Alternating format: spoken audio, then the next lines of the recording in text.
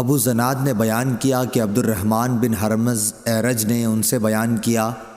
کہ انہوں نے ابو ہریرہ رضی اللہ عنہ سے سنا،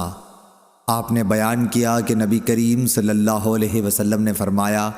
کہ اونٹ قیامت کے دن اپنے مالکوں کے پاس جنہوں نے ان کا حق زکوٰۃ نہ ادا کیا کہ اس سے زیادہ موٹے تازے ہو کر آئیں گے جیسے دنیا میں تھے، اور انہیں اپنے کھروں سے روندیں گے۔ بکریاں بھی اپنے مالکوں کے پاس جنہوں نے ان کے حق نہیں دیے تھے پہلے سے زیادہ موٹی تازی ہو کر آئیں گی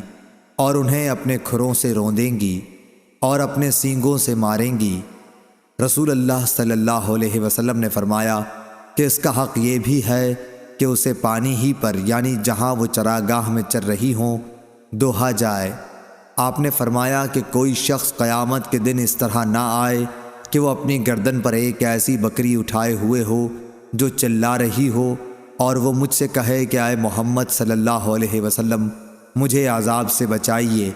میں اسے یہ جواب دوں کہ تیرے لیے میں کچھ نہیں کر سکتا، میرا کام پہنچانا تھا سو میں نے پہنچا دیا۔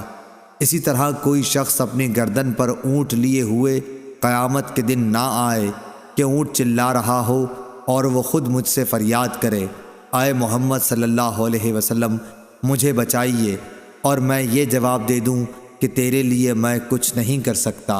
میں نے تجھ کو خدا کا حکم زکوٰۃ پہنچا دیا تھا۔ صحیح بخاری حدیث نمبر 1402۔